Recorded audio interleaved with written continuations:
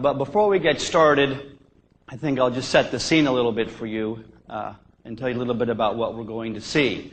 I was the leader and director of photography of our Everest IMAX team in 1996, and we were one of 12 teams on the mountain that year.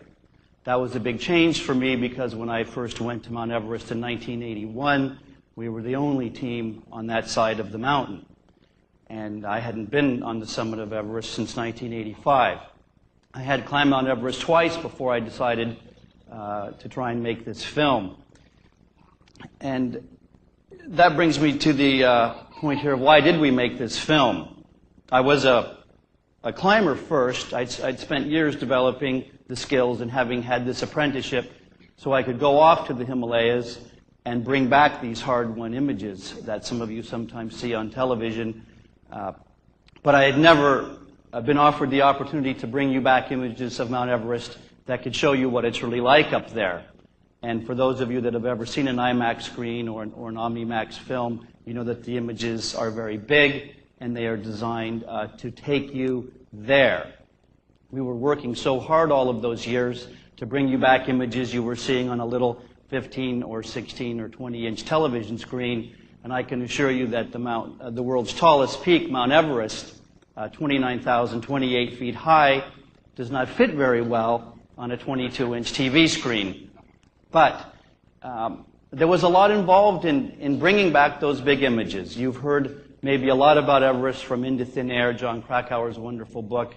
But in the midst of all of that kind of a big mess that happened that year was a team of dedicated professionals who got over 200 pounds of camera equipment to the top of the world. And let me remind you as we watch this slideshow, and I can tell you a little bit about our team there behind the camera, that high on Mount Everest, we cut our toothbrushes in half to save weight.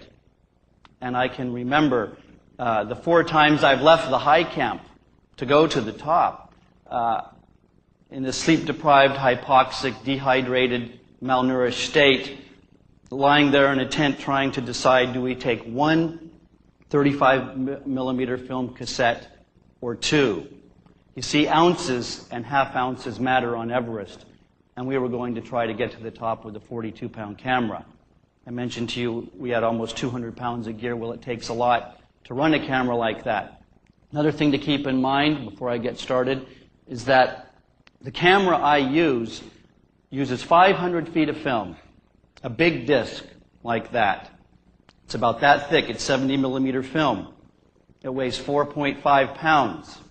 But on Mount Everest in IMAX, 500 feet of film, 4.5 pounds of film lasts 90 seconds because that camera uses 5.6 feet of film per second.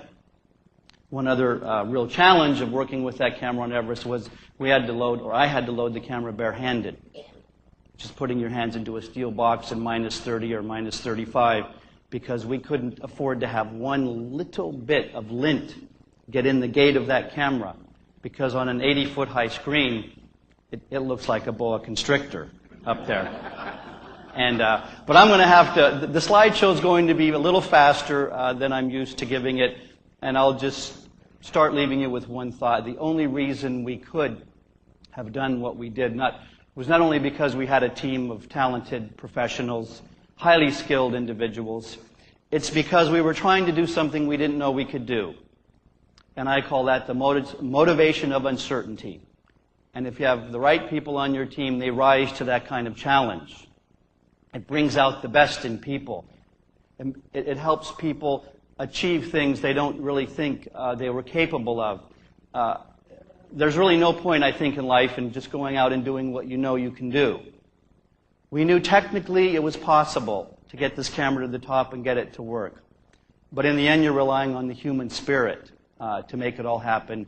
The human spirit in a year when 8 people died in one night. So think of Everest as not in IMAX as not a technological achievement, but a triumph of a human spirit, and something that people only did because they didn't know they could do it. And every day for 90 days, we went out wanting to prove to ourselves that we could do something we didn't think we could do. So now I'm going to get started, and we're going right up Mount Everest from over here.